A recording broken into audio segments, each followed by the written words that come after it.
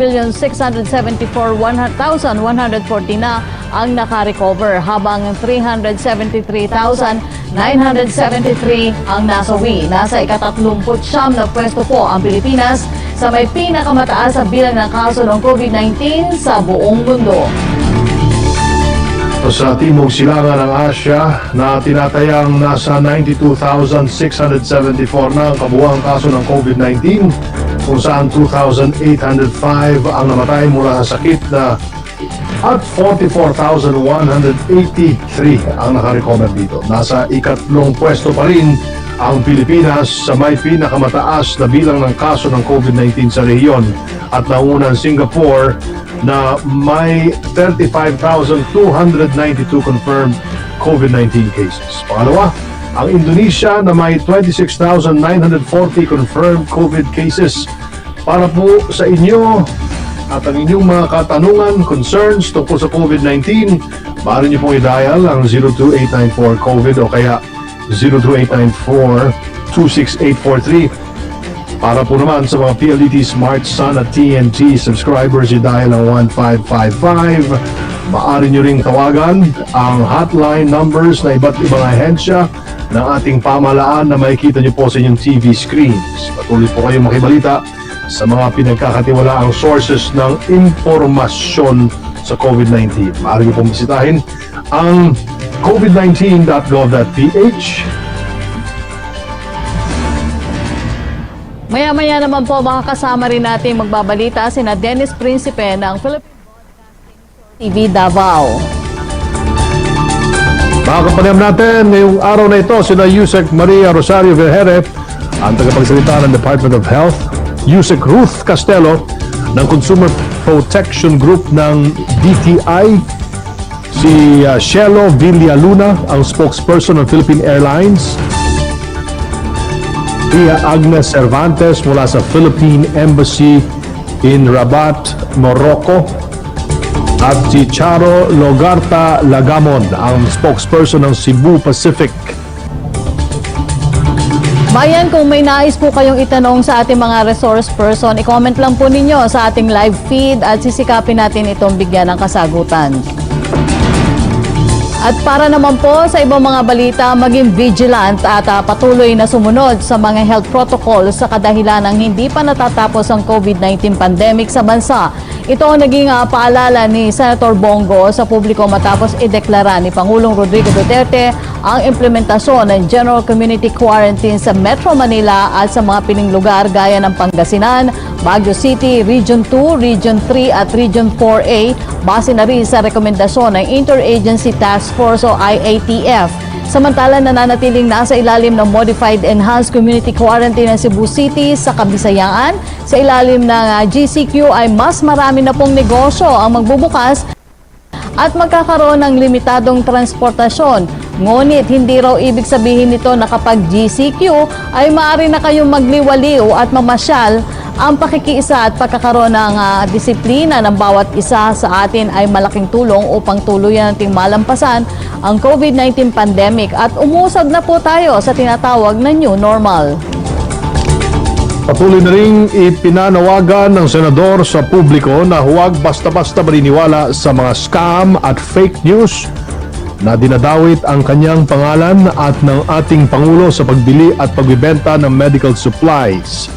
Kaugnay nito ay handa umano siyang magsiyasat upang mahuli at pananagutin ang sinumang inaabuso at sinasamantala ang kasalukuyang krisis na ating nararanasan upang kumita lamang ng pera.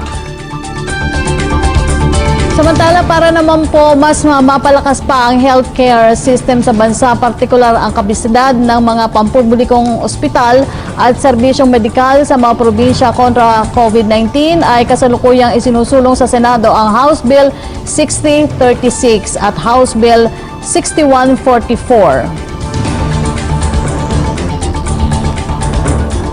Simulan po natin ang ating talakayan para sa ating unang panauhin. Kumustahin po natin ang kasalukuyang lagay ng COVID-19 sa bansa. Kasama si Undersecretary Maria Rosario Vergere ng Department of Health. Ma'am, magandang umaga po.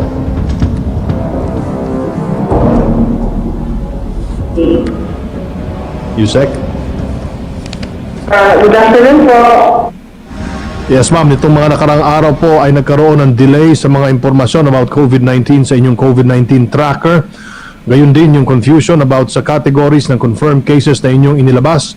Itong fresh at late cases at kahapon po nga sa inyong press briefing ay ipinaliwanag ni Ginoong Troy Hepte ang konteksto kung bakit kailangan hatiin ang confirmed COVID-19 cases. Ang tanong po natin ay paano po natin in-address ang mga problemang ito sa pamagitan ng inyong bagong platform, itong COVID Kaya Information System. Yes, sir. No? So this COVID Kaya is our means of automating our information system. So ito pong COVID Kaya ay isang proyekto kasama po ang World Health Organization kung saan nagkaroon po ng automated system. It's an electronic case investigation form. Kung saan lahat po ng ating mga units na gumagawa nitong ating case investigation form katulad ng ating mga LGUs, laboratorio, ospital ay nakakapag-input na po na automated dito sa sistema na ito. Sa ganitong paraan, bumibilis po ang ating mga reports at nagkakaroon po tayo ng mas accurate and real-time na report. Kaya po tayo nagkaroon ng mga temporary classification na fresh and late kasi because of COVID Kaya kailangan ho namin i-check yung line list ng mga laboratorio natin para ma-cross-validate dito sa mga datos na meron tayo sa kagawaran ng kalusugan. At dito ho natin nakita na meron ho tayo mga newly identified confirmed cases sa line list na kailangang i-report pa rin, which we are now tagging as the late cases. Correct? Bukod sa mga kaso ng COVID-19, ano pa po ang bagong features na matatagpuan sa COVID Kaya Information System? Ano po naman itong Beat COVID-19 Today? Did I hear it right, sir? Beat COVID? Tech? Yeah, yes, go ahead ma'am, can you hear me? Yes, sir. Can I have Yeah. the question again? Yes, una-una, ano po ang mga bagong features na makikita sa COVID Kaya Information System? And the second question, ano naman po itong Beat COVID-19 Today Philippine Situationer? Yes, sir. Ang Beat COVID-19 Today Situational Report, ito po yung nilalabas namin araw-araw. We publish it every day. We post it in our website, in our social media pages. Dito po, nakalaman po dito sa Beat COVID-19 Situation Report natin ang lahat-lahat po ng updates natin as to number of cases, laboratory facilities, laboratory capacity, unique tests being done, all the samples being tested, lahat po ng ating mga PPEs na andyan, healthcare workers data, at nandyan din po yung ating behavioral messages dyan sa ating Beat COVID-19 Situation Report. Ito naman pong COVID Kaya natin, specific po ito na ito ay isang electronic case investigation form na ginagamit ng ating mga facilities. And dito po makakapag-input ang ating mga facilities ng kanilang mga detalye regarding po dun sa ating mga pasyente at maaari rin po ito makita ng iba nating mga kasama sa mga facilities, so it can be interoperable as well. So this would now make our system automated para po nga mas mabilis po ang ating pagbibigay ng impormasyon sa ating publiko.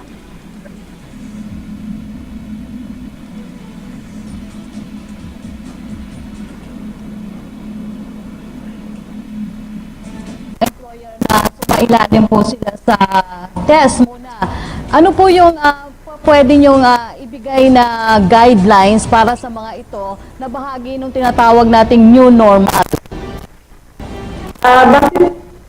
Good morning, Yusek Rocky. Base po sa ating mga pamantayan ngayon ng return to work protocol ng DOH, ang ating nire-recommenda ay magkaroon ng symptomatic screening kung saan lahat po ng magre-resume o babalik sa trabaho, kailangan ma-screen sila during that day na bumalik sila sa trabaho at makita kung may simptomas sila. Kung may simptomas sila, kailangan silang i-isolate at i-test. Ngayon, yun naman pong isa pang kailangan itanong kung nagkaroon sila ng simptomas for this past 14 days. So kung meron din po sila naging simptomas for this past 14 days, kailangan pa rin po silang i-isolate at saka i-test. So ito po yung ating rekomendasyon para sa ating return to work protocol for testing po. Hon Yusek Maria Rosario Berhere, mabuhay po kayo dyan sa DOH. Salamat po. Bukod sa masikip na daloy ng trapiko at pagdagsa ng mga pasahero sa pagbubukas ng pampublikong transportasyon sa unang araw na implementasyon ng GCQ kahapon po ay kumustahin naman natin ang naging pagbubukas ng mas maraming business establishments dito sa Metro Manila at mga hakbang ng DTI upang masiguro ang kaligtasan hindi lamang po ng ating mga consumer kundi ang mga empleyado ng mga naturang establishmento. Makakapanayan po natin si Yusek Ruth Castelo ng Consumer Protection Group ng DTI. Magandang araw po sa inyo, Yusek Ruth. Hi, good morning, Sec Martin. Good morning, Yusek Rocky. Ma'am, under GCQ ay fully operational na ang mga negosyo at establishments na nabibilang po sa Category 1 industry gaya ng agriculture, fishery, forestry industries, food manufacturing at food supply chain business, food delivery services, health-related establishments, logistics, IT at telecommunications companies at media. Sa naging balik operasyon po ng mga nabanggit na industriya, kumusta po ang monitoring ng DTI kung sumusunod nga ba sila sa health protocols na inyong inilatag? Yes, sir. Yung mga businesses, mga opisina at mga negosyo that were allowed to operate already, meron po tayong joint memorandum circular between DTI and DOLE. These are the guidelines in the prevention of COVID-19 in the workplace. Kailangan po talaga nilang sumunod, sir, and we're monitoring. So far, yung mga napuntahan po natin, nakaka-comply naman. But of course, we'll have to do more para makita po natin na everybody talaga, both the employer and the workers, comply with our protocols. Kahapon, sir, open na rin po yung operation in MECQ areas, at least ng dine-in restaurants. Ang salons po and barbershop will open on June 7, sir. Yes, ma'am. Kumusta naman po ang pagmamatyag ng DTI sa mga presyo ng mga pangunahing bilihin kasi marami pa rin sa ating mga kababayan ang nagrereklamo at may mga tindahan o supermarket pa rin na mataas ang presyo ng mga basic commodity. Opo, in terms of prices, sir, at least for manufactured food products covered by the DTI under the Price Act, very stable po siya, sir. We reverted back to the suggested retail price dated September 30, 2019 after the expiration of the price freeze. Kasi, sir, yung price freeze po is effective only for 60 days from the time of declaration ng state of calamity natin, which was March 15. So, March 16. So, May 15 po, na-lift na yung price freeze.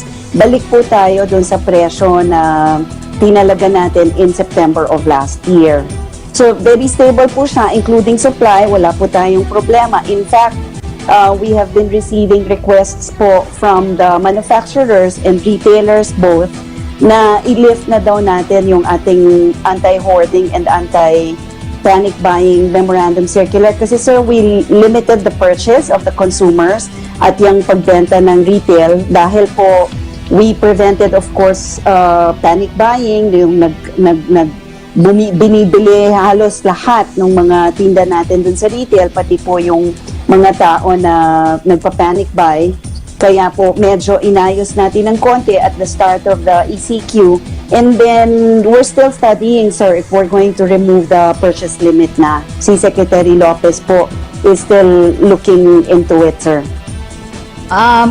Yusek, unahin ko lang yung tanong ni Ivan Mayrina ng GMA7. Ito po ang tanong niya para sa inyo. Kailan daw ba pwedeng maningil at pwede bang puwersahin ng landlord ang tenant na magbayad? Isang baksakan ba o pwedeng hulugan? Paano naman daw po yung karapatan ng property owner kung yun lang din naman po yung source of income nila? Thank you, Yusek Rocky. Today, fresh from the oven, yung Memorandum Circular 20-29 natin. This is an amendment to the earlier resolution, Memorandum Circular on Rents. That was MC 2012. Ito yung bago, 20-29. 30-day grace period is given to the tenant, either on residential or commercial rent, para makapagbayad siya or tsaka siya uumpisang singilin from the 30 days from the date of the lifting of the community quarantine, or kung nag-umpisa na yung negosyo niya or nakabalik na siya sa trabaho. And then Yusek Rocky, Yes, go ahead, ma'am. opo, ituloy ko lang. Yung 30 days na yon, doon pa lang siya uumpisang magbayad or umpisahan siya na singilin. And then the tenant has the option of paying in 6 monthly installments after the 30-day grace period. Ang requirement lang po, they will fill up or maybe execute a promissory note or any letter indicating their intention na mag-installment, ibigay po nila doon sa kanilang landlord or landowner. Po, Yusek, sa pagkakapasa naman po ng bike bill at bilang paghahanda para sa online learning sa pasukan sa Agosto at maging sa mga mag-work from home, inaasahan din po ba na may taas presyo ang mga bisikleta at yung mga gadget po gaya ng laptops at mga tablets? Paano po ang gagawin pag-monitor dito ng DTI? We will see po kasi before COVID, hindi siya basic or prime commodity. So, hindi po talaga natin yan binantayan before COVID because it was a regular consumer product. Pero titingnan po natin ngayon, Yusek, kung kailangan nating mag-impose. But of course, this will have to be legislated. Titingnan po natin kung paano. But in the meantime, pakiusap natin sana doon sa mga both the business side na nagbebenta nitong mga ganitong produkto at sa consumers na kung magtataas po ng presyo ang negosyo para sa bike or laptops, kung pwede po yung reasonable increases lang na hindi masyadong malaki na masyadong masakit for the consumer dahil we understand na kailangan nila rin makabawi dun sa mga losses nila for the past 2.5 months. Pero hindi po para pagsamantalahan na natin ang consumers. On the consumer side naman, kung meron pong bahagyang increase na gagawin yung mga nagbebenta, report po nila sa atin and then we will see kung unreasonable po ba yung naging increase nila and then we'll take action.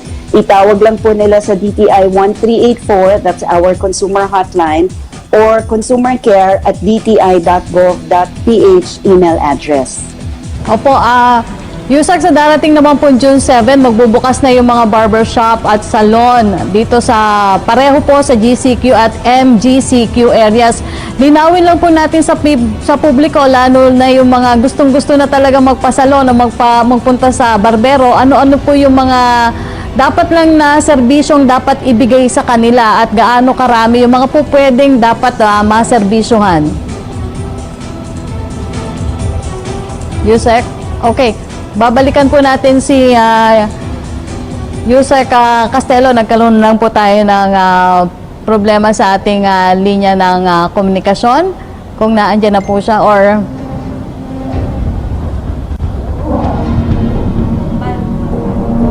Okay. Ngayon naman po ay puntahan natin ang makakasama naman natin ang ating mga tagapagsalita po ng Philippine Airlines. Walang iba si Miss Shelo Villanueva. Magandang araw po, Michelle. Yes, magandang araw sa iyo, Yusek Rocky. Magandang araw sa iyo, Yusek Rocky. And of course, kay Secretary Martin Andanar. Good afternoon. Secretary Martin po ay kasama natin ngayong araw na to. Secretary Martin? Shelo, good morning po. Kumusta po ang inyong pagbabalik operasyon sa unang araw ng GCQ? Alright, yung unang operasyon po natin sa unang araw ng GCQ, ito po yung kahapon, June 1, yung ating Manila-San Francisco PR 104. Naging matagumpay naman, Secretary Mark, marami pong pasahero ang sumakay. Of course, yung profile po ng passengers, sila po ay US nationals, foreign tourists, and holders of US permanent residency visa sapagkat bawal pa ang Filipino travelers sa ating mga international flights. So, sisimula na po yung ating domestic flight bukas, no? Because binigyan po tayo ng approval ng IATF kahapon, papuntang Cebu, Davao, Dumaguete at Cagayan de Oro. Pero at this very moment, nakatanggap po tayo ng balita that may mga additional travel requirements ang hinihingi ng Cebu at Dumaguete Station. So, antabayanan po natin ang anunsyo, no? Hinggil sa mga biyaheng ito. But so far, simula na po yung ating mga domestic flights tomorrow. So June 3 hanggang June 30, kasang-kasa na po yung ating mga frequencies And then for our international flights, June 1 kahapon hanggang June 30. Michelle, kasi syempre alam natin magsisimula na nga yung inyong mga commercial flights pero hindi pa rin natin maalis yung medyo talagang kailangan nating mag-ingat dito sa COVID-19. Ano-ano po yung sanitary safety measures na inyo ipinatutupad para sa mga pasahero at syempre dun sa inyong crew ng Philippine Airlines? Alright, simulan po natin Yusek Rocky sa ating eroplano. Ang ating mga aircraft ay napapasailalim sa tinatawag nating intensive disinfection, utilizing high-grade, eco-friendly disinfectants. This cleaning process is carried out, Yusek Rocky, after each and every flight, domestic and international. Ang aking mga cabin crew ay may suot na protective gear, specially designed by our designer, Mr. Edwin Tan. And of course, magkakaroon po tayo ng simplified food service. At sa bawat stage ng passenger journey, halimbawa po sa check-in, magkakaroon po ng mga social distancing managers to ensure that social distancing is observed during the check-in and boarding process. So yun po yung mga safety measures. At isang karagdagan lang po, meron po tayong HEPA filtration system. Sa madaling salita, ito po ay isang sistema na naka-install sa ating technological system installed in all our aircraft that ensures purification of the air in the cabin. So these are the safety measures in place, Yusek Rocky. Michelle, may tanong tayo mula sa ating kasamahan si Raymond Tinasa ng Bombo Radio. Kung galing daw po ng Iloilo, siguro kahit hindi lang Iloilo, pagdating sa NAIA, kailangan pa daw pong i-quarantine daw. Okay, anunsyo po yan ng IATF, no? Kapag domestic flight, meron pong testing mechanism sa domestic airport, no? So I would like to tell him, no, Raymond Tinasa, to confer, of course, the details with the IATF. But what I am aware of is there is a testing mechanism upon arrival, not only for flights arriving in the NAIA, but international arriving passengers as well. Yung tinatawag po nating testing sa triage area, which is the swab test, and the succeeding quarantine period of 3 days while the results are being awaited. And if the passenger from the international flight tests negative, ito po ay re-released. He or she can go to his or her residence or domicile, and if it's positive, the person or the passenger is endorsed to a COVID hospital. Sa halimbawa at sa Davao, and of course sa Bacolod, no, kausap ng kahapon si Mayor Leonard Dia, sila po ay may set up ng mga testing mechanism doon po sa not in the airport premises, but it's very near Bacolod Airport. It is a testing center similar to what the overseas workers undergo when they arrive in Manila. So ito po yung testing process na gagawin po sa probinsya. So this one applies not only in Manila but also in the province. So yun po, the details will be announced, of course, by the IATF. They are in a position to give you all these details. Michelle, may pahabol din na tanong si Joseph Morong ng GMA7. Ilang oras daw kailangan i-allot for passengers before flight? Okay, hi Joseph. Okay, pag international flights, dapat nasa airport po sila ng 4 hours before international flight. At pag domestic, 3 hours. Now, ang kadahilanan po nito, may kaunting kahabaan po yung proseso because sa bawat stage ng passenger journey, dapat ang mindset ng pasahero may pila. May pila sa entrada sapagkat may temperature reading po tayo, processes na sa gawa bago pa man pumasok sa terminal. Pagdating sa check-in counter, siyempre may espasyo sa pagitan ng bawat pasahero. Pagkatapos noon, yung boarding process, siyempre by smaller batches para masiguro. Even pagdating po sa passenger tube, hindi po mapupuno yan kaagad sapagkat may social distancing. So, yun po yung aking kasagutan. 3 hours for domestic and 4 hours for international. Maraming salamat po sa inyong pagpapaunlak sa aming panayam, Ms. Cielo Villaluna ng Philippine Airlines. Salamat po. Balikan po naman natin si DTI Undersecretary Ruth Castelo. Ma'am, are you back? Yes, Secretary Martin. Sorry po, na-cut yung linya. Yes, sir. Ma'am, ano-ano po ba yung serbisyong maihahandog ng mga barbershop at salon sa mga panahong ito? Sir, for now, limited pa po talaga siya sa haircut. Haircut lang, so other services like hair color or treatment or shaving para sa mga lalaki, hindi pa po kasama, sir. What we want sana is for the barbershops and salons to practice yung ating health protocols na ma-practice sila, yung workers nila inside, and the customers para everybody will get accustomed to these new protocols para po pagka eventually we are able to expand the allowable services, alam na po nila pare-pareho kung anong gagawin, sir, or kung paano po. Opo, Yusek, Ruth, natanong ko na rin naman yung tanong ni Ivan Mayrina kanina. Ito na lang po mula kay Arian Merez ng ABS-CBN News Online. Many online businesses crop up during the lockdown. How does the DTI plan to regulate this? Yusek, yung sa on prices, muna on prices and standards, like I said, ito pong suggested retail price natin on basic commodities, yung basic necessities and prime commodities under the Price Act, should also comply with online, those sold online should also comply with the SRP bulletin. Wala po tayong distinction ng application nito whether it's sold physically in a physical store or online. Ang DTI po, we have around 2,500 employees nationwide, and siguro 500 po dito ang working from home or in the front line na nakaharap dito sa crisis natin. But we have the rest of the 2,000 people na monitoring online, Yusek. Yan po yung pinagawa ni Secretary Lopez so that all of us will be on it at nakabantay po tayo, and we see them. In fact, we coordinate this with the NBI and the CIDG ng PNP. Marami na pong nahuhuli actually on the overpricing, profiteering, or yung quality po ng kanilang produkto, yung walang proper registration from FDA and other government agencies. So, it's a warning din po against all unscrupulous individuals who plan or who have been doing this, na hindi po porke naka-crisis tayo or naka-work from home, hindi na po nagpapantay ang DTI. Ang dami po namin na nakatutok rin online. Maraming salamat po sa inyong panahon, Undersecretary Ruth Castelo ng DTI. Mabuhay po kayo, ma'am. Salamat po, Sec Martin and Yusek Rocky. I'll see you around, ma'am. Rocky, kamustahin naman natin ang mga Filipino migrant workers sa Kingdom of Morocco. Makakapanayam natin, finally, si Consul General Maria Agnes Cervantes.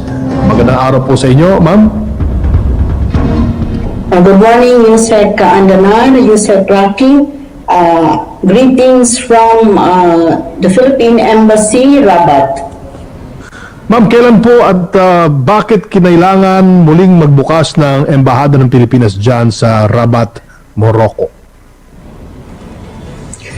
We look at Morocco as a partner, an important partner of the Philippines dito sa North Africa. No, sa ngayon, dalawa pa lang ang noong wala pa si Rabat, dalawa lang ang ating embahada dito sa Africa, which is in South Africa and also in Kenya. So ngayon, ang ating ating gobyerno was thinking to set up our embassy here in Rabat to have closer relations with Morocco, because we consider Morocco as an important member of the African Union. That is why we are setting up our embassy here.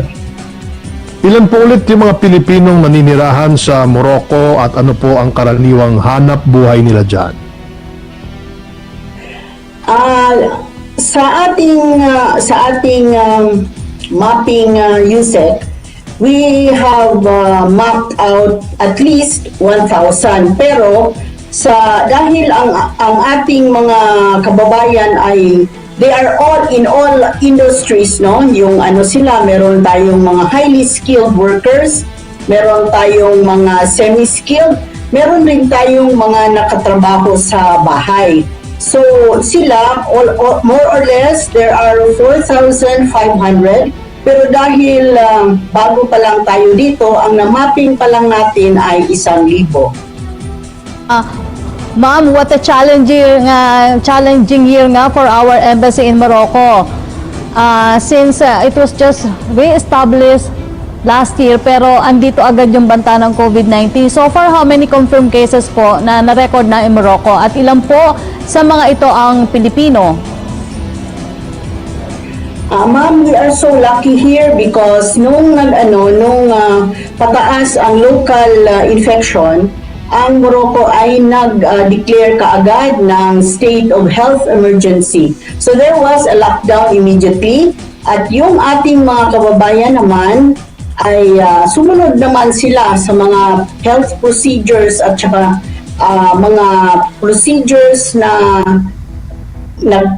binigay ng gobyerno ng Morocco. So as of now, we have not received any report na may Pilipino na nagkasakit ng COVID.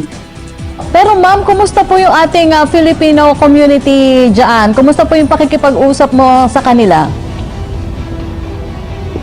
They are very cooperative, ma'am. That's why dumating kami dito 27 December. Pero sa ngayon, we have already connected with them. That's why we already have a list of at least 1,000 Filipinos. We have done mapping isang beses lang to dahil sa COVID, no? So nakapunta kami sa Tangier with our labor attaché and our representatives from the honorary consulate in Casablanca. So doon, nag-start kami sa aming mapping. And then we have point persons from the different cities of Morocco. That's why we were able to get the information about 1,000 Filipinos so far. Higit 2 linggo matapos makapagtala ng COVID-19 case ay nagdeklara na agad ng state of medical emergency sa Morocco at kasabay nito ang pagre-restrict sa movements ng mga tao. What are the early measures na ipinatupad ng Morocco para ma-mitigate ang epekto ng COVID-19? Ang Morocco, USEC, nag-lockdown sila. So, people were constrained to stay in their homes. And then, kung lalabas, dapat isa lang sa membro ng pamilya. So, hindi makalabas ang tao kung wala silang pass. So these helped people na hindi sila infected. So that is why until now mababa pa rin ang infection sa Morocco at about 7,833 today. How is the economic landscape dyan po sa Morocco? Dahil sa marami ring mga establishment, hindi mo na pinayagan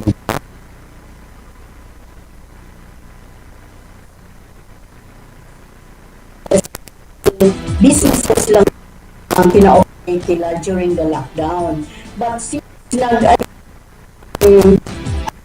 bumaba na ang number of they are a bit. Ma'am,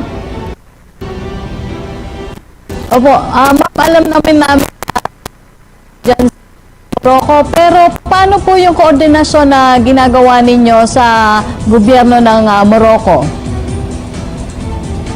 Ma'am, we have already established our connections with them. So we communicate with them through Viber or WhatsApp, and then we also send them yung notes even during lockdown.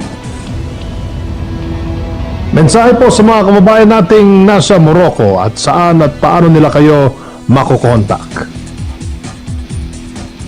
USEC, ang ating mga kababayan ay very active with us, no? That's why kami magko-contact kami with them using WhatsApp, using Viber, using Messenger, yung messages. And pero ngayon ang hingi nila sa amin ay matulungan yung iba, no? matulungan sila na makauwi sa Pinas kasi because of the economic life na because of the lockdown, meron din tayong mga kababayan na nawalan ng trabaho. So they have been asking us for help so that they can be repatriated to the Philippines. Pero sila, maliit lang ang kanilang number compared to the total Filipino population in Morocco. Maraming salamat po sa inyong panahon at mag-iingat po kayo lagi, Consul General Charge d'Affaires Maria Agnes Cervantes mula po sa Morocco. Thank you very much, Yusek Martin and Yusek Raki, for having me. Good day to you. You're welcome, ma'am. Kumustahin po natin ang pagbabalik operasyon ng Cebu Pacific. Kasama po si Ma'am Charo Logarta Lagamon, ang kanilang tagapagsalita. Magandang umaga po sa inyo, ma'am. Yes, magandang umaga, Sec Martin and Yusek Rocket sa inyong mga listeners and viewers. So far po ay naging maayos po ba ang ating pagbabalik operasyon kahapon? Hindi po tayo nakapag-mount ng flights yesterday alinsunod po sa direktiba mula sa Civil Aeronautics Board at sa CAAP. Opo, ang tanong po ni Joseph Morong, Ma'am Charo, what do you think of the guidelines for CAB that states that travel should not be for leisure? You think it's difficult to implement? Well, we have to just be, I think we have to define what is leisure and what is not leisure. For now, kasi meron tayong general rule of thumb na halimbawa, if you are a locally stranded individual, yung hindi ka taga Maynila, halimbawa, uuwi ka, that obviously is not leisure. Yung mga OFWs din po nakararating and need to fly back home, ganun din po, hindi rin po leisure. But other than that po, na more or less clear po, we need to just establish what else will be classified as non-leisure and therefore essential travel. Pero ano-ano yung, Ms. Charo, ano-ano yung COVID-19 preventive measures na inyo ipapatupad pag nagsimula na po yung inyong flights? Well, we're hoping po na makapag-umpisa tayo, na humihingi lang po tayo ng approvals. We are coordinating with the LGUs and with the IATF. But as soon as we are able to mount flights, so kasama po dyan, mandatory po ang pagsusuot ng face mask mula po sa pagtungtong ng airport hanggang pagbaba sa destination. Unang-una. Pangalawa po, lahat po ng eroplano natin, lahat ng pasilidad natin ay mas pinag-ibting po ang cleaning at disinfection. And ang ginagamit po na disinfectant ay yung hindi lamang po alcohol-based, kundi po talaga mga chemical na approved for use sa aviation and has 99.99% efficacy in eradicating germs, viruses, and other contaminants, including the coronavirus.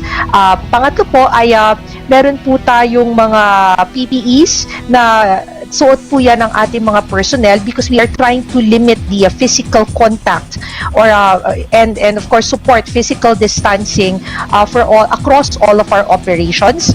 Ang boarding lang po, ang consequence lang po nito, because we have physical distancing, check-in and boarding will take longer yung proseso. So mas kailangan po mas maaga po ang ating mga pasahero sa paliparan.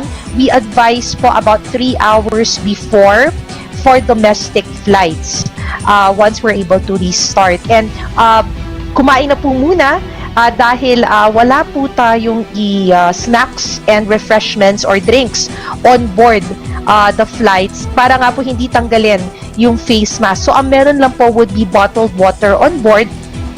So lalo na pag medyo lunchtime yung ating flight, kumain na po muna tayo bago mag-board ng ating mga flights.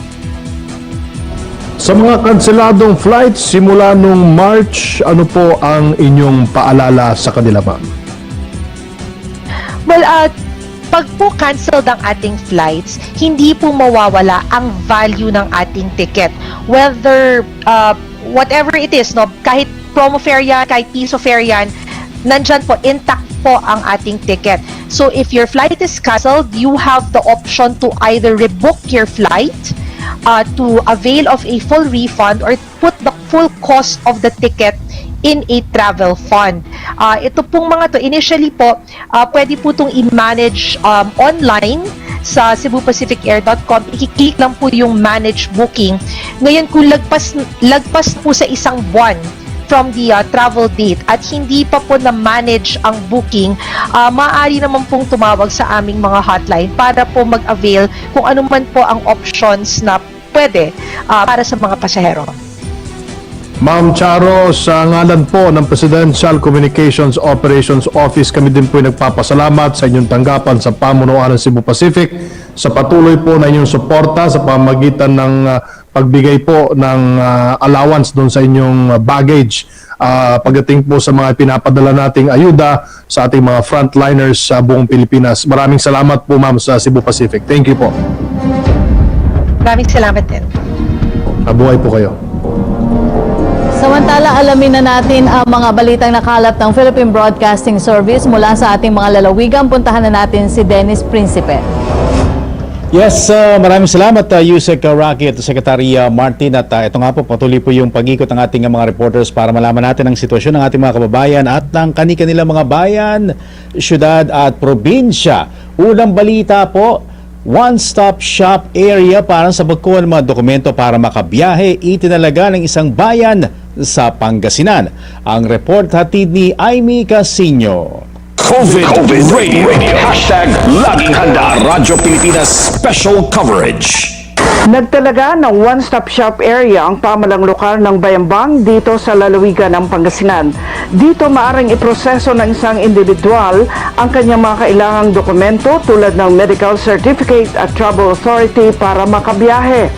Sa tulong ng Municipal Tourism and Cultural Affairs Office, Rural Health Unit, Municipal Local Government Operations Office at ng PNP ay naging sentralisado ang proseso sa pagkuha ng mga kailangang papeles, lalo na sa mga tinaguriang locally stranded individuals na nais makauwi sa kanilang bayan o probinsya mula sa Bayambang, Pangasinan. Tatawagan naman ng LGU desk ang mga kumuha ng Travel Authority kapag handa na ang kailangan nilang dokumento. Ang hakbang na ito ng LGU ay upang maiwasan ang dami ng mga taong nagtutungo sa munisipyo at matiyak na naobserba ng maayos ang social o physical distancing sa ganitong mga pampublikong lugar at maiwasan ang banta ng COVID-19. Manlalapod Dagupan City, Aimee Casino, Radyo Pilipinas. COVID Radio. Hashtag Laging Handa Radyo Pilipinas Special Coverage. Maraming salamat Aimee. Samantala, ang Southern Leyte mananatili sa General Community Quarantine hanggang June 15. Yan ang balitang hatid ni Gemma Narit. COVID Radio. Hashtag Laging Handa Radyo Pilipinas Special Coverage. Southern Leyte mananatili sa General Community Quarantine hanggang June 15 dahil sa mga COVID-19 cases sa mga lugar malapit sa Southern Leyte, patuloy na sa ilalim sa General Community Quarantine ang buong lalawigan. Hanggang sa mga oras na ito, nananatili pa rin COVID-free ang Southern Leyte. Subalit, may mga bagong nagpositibo dito sa ilang mga bayan na kalapit ng lalawigan ng Leyte, gaya ng Hilongos, Tolosa, Palawan at Baybay. Kasunod dito, pananatilihin ang mga border checkpoints, mga health precautionary protocols at ipagpatuloy ang municipal security checkpoint. Kaugnay dito, nananawagan si Southern Leyte Governor Damian Mercado sa mga mamamayan na magtulungan para sa ganap na pagpapatupad ng Executive Order No. 30 na kanyang nilagdaan upang maiwasan ang anumang kapahamakan. Kasabay rin ang pagpasalamat ng gobernador sa mga nag-abot ng tulong gaya ng pamilyang Duterte, Senador Bongo, Senador Bato de la Rosa, Los Yotan Group of Companies, Metro Bank Foundation, ang aktres na si Bea Alonso at iba pang mga kumpanyang tumutulong para sa mga frontliners at mga residente ng Southern Leyte. Gikan diri sa Sogod, Southern Leyte, Gemma Desliza Narit, Radyo Pilipinas. COVID Radio. Hashtag Laging Handa Radyo Pilipinas Special Coverage. At yan ang mga balita na kalap ng ating mga Radyo Pilipinas reporters. Balik sa inyo, Sec Martin at Yusek Rocky. Maraming salamat, Dennis Principe. Alamin naman natin ang sitwasyon ng mga kababayan natin dyan sa norte kasama si Daniel Grace de Guzman ng PTV Cordillera na imbang na bigat, kabsat.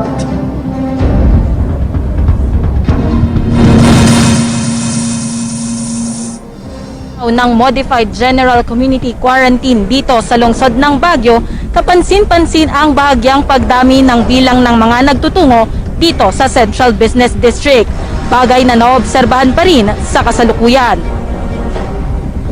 Kasabay ng pagpapaluwag sa ilang mga panuntunan sa syudad, tila nagbalik normal na ang ilan sa ating mga kababayan, gaya na lamang ng grupong ito ng mga kabataan na pinahintulutang magbalik sa pagsasagawa ng non-contact sport tulad ng skateboarding. Balik operasyon na rin kahapon ang mga malls sa lungsod. Bawat kliyenteng papasok ay kinakailangang makuhanan ng temperatura, magsulat ng pangalan at mag-disinfect ng kamay. Ganito rin ang siste sa iba pang restaurants. Ang ilang mga karinderya naman na tumatanggap na ng dine-in, nagbawas na ng mga lamesa sa kanilang dining area upang masunod ang social distancing. Pinahintulutan na rin ang 50% capacity operation ng mga fitness centers at iba pang recreational facilities. Ipinagbabawal ang e-gaming pero papayagan ng mag-operate ang mga internet shops at 50% capacity. Malilimitahan naman ang basic haircutting services o malilimitahan sa basic haircutting services ang mga maaaring gawin ng mga barberya at beauty parlor na magbabalik operasyon na sa Lunes, June 7. Maaari nang mag-operate ang mga boarding houses at iba pang long-term accommodation establishments sa lungsod. Pahihintulutang namang magbigay ng basic lodging services sa kalahati ng kanilang venue capacity ang mga hotel, lodging, hospitality establishments na mayroong DOT Certificate of Authority to Operate. Kaugnay naman sa pampublikong transportasyon naman, nananatili pa rin sa kalahati ng kapasidad ng mga jeep at taxi ang pahihintulutang magbiyahe at patuloy pa rin ipinapaalala sa mga driver nito ang no mask, no ride policy. Mabilisang COVID update naman po tayo, Secretary Yusek Rocky.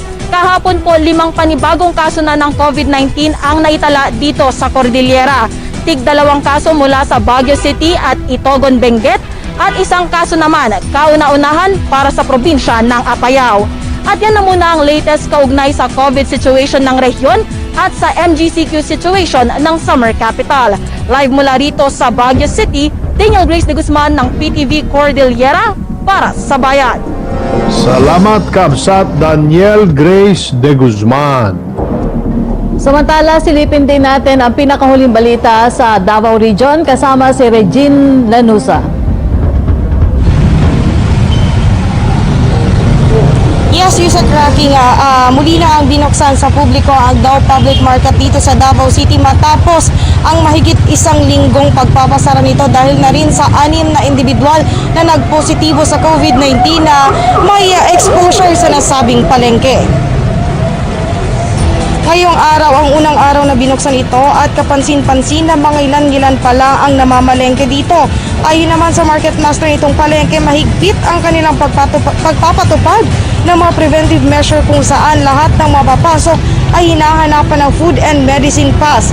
Kailangan rin ng alcohol upang makapasok at kung hindi nakapagdala ay maaaring maghugas ng kamay sa kanilang hinandang hand wash area.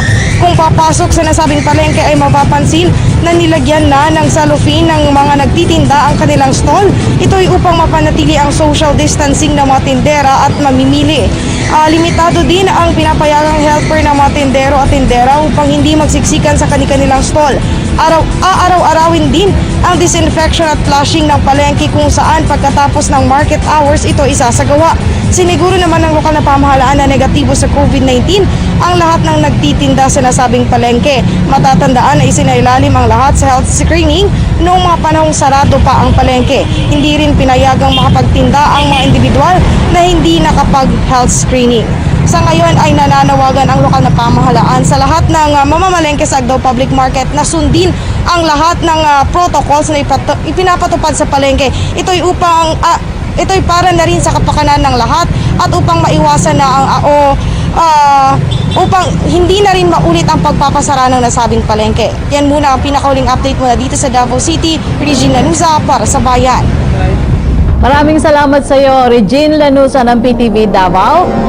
Maraming salamat sa ating mga naging panauhin ngayong araw at sa ating partner agencies sa kanila pong patuloy na suporta at walang sawa sa paghatid ng makabuluhang balita at impormasyon. Maraming salamat din po sa Filipino Sign Language Access Team for COVID-19 sa inyong araw-araw na pakikiisa sa ating programa. Mabuhay po kayo. Nako, gustuin man namin ni Rocky pahabain pa ang programa, pero hanggang dito na lang po talaga. Dito po nagtatapos ang ating programa para sa araw na ito, ha. Meron pa bukas. Ako po muli ang inyong lingkod, Secretary Martin Adanar mula sa Presidential Communications Operations Office. Opo, Secretary Martin, batiin lang natin ang happy birthday yung butihing mami ni Miss Chit Gatan na si Angela Gatan po, 94 years old. Happy Si Ma'am birthday Angela, po. Happy birthday po. Akalain mo, 94 years old. Aabot pa kaya tayo ng 94? Eh si Chit siguro baka umabot pa ng 95. Yan. Nasa labo nila, mahaba buhay. Pwede. Happy birthday po. Happy birthday po. At mula pa rin po sa Presidential Communications Operations Office, ako naman po si Yusek Rocky Ignacio. Hanggang bukas po muli, dito lamang sa public briefing, #LagingHanda_PH.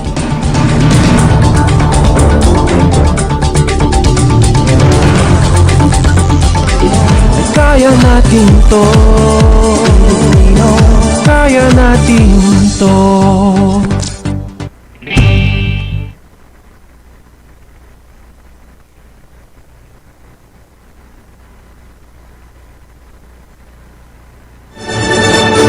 RPN Radio Philippines Network, Radyo Ronda, DCRL Taktak, member kapisanan ng mga broadcaster ng Pilipinas.